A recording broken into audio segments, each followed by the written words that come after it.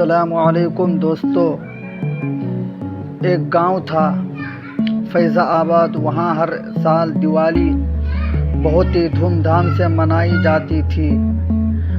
ہر گھر دیوں سے جگمگا اٹھتا تھا، مٹھائیوں کی خوشبو چاروں اور پھیل جاتی تھی۔ گاؤں کے ایک کونے میں رحمان صاحب رہتے تھے، ایک نیک دل اور سمجھدار آدمی۔ وہ قرآن پڑھتے، نماز پڑھتے اور ہمیشہ سب کی مدد کرتے تھے۔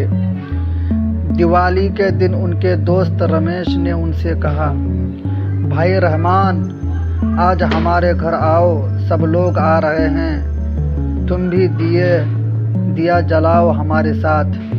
رحمان صاحب مسکرائے اور بولے، رمیش بھائی، میں تمہارے ساتھ بیٹھ کر بات کر سکتا ہوں، مٹھائی بھی کھا لوں گا، لیکن دیا نہیں جلا سکتا۔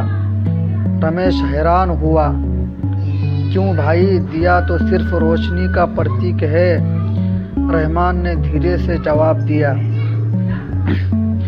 دیکھو رمیش بھائی، اسلام ہمیں سکھاتا ہے کہ ہم دوسروں کے دھرم کا سمان کریں، لیکن ان کی دھارمک رسموں میں شامل نہ ہو۔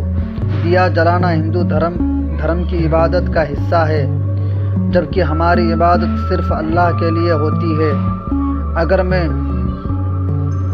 دیا جلاؤں، وہ ان کے مذہبی طور طریقے میں شامل ہونا مانا جائے گا، اور یہ اسلام میں جائز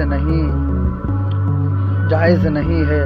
رمیش نے سر ہلایا، تو کیا مسلمان دوسروں کے تہوار میں کچھ بھی حصہ نہیں لے سکتے؟ رحمان نے کہا، ہم حصہ لے سکتے ہیں، انسانیت اور محبت کے طور پر۔ اگر کوئی بھوکا ہے تو اسے کھانا دے دو، اگر کوئی خوش ہے تو اسے دعا دے دو، لیکن ان کی عبادت جیسی کوئی رسم، جیسے دیا جلانا، پوجا میں بیٹھنا یا دھارمک نعرے لگانا، وہ نہیں کرنا چاہیے۔ اس رات گاؤں روشنی سے جگمگا رہا تھا، اور رحمان صاحب اپنے گھر میں نماز پڑھ کر دعا کر رہے تھے کہ یا اللہ، سب کو گھروں میں امن، سکون اور برکت دے، اور ہمیں صحیح راستے پر قائم رکھ۔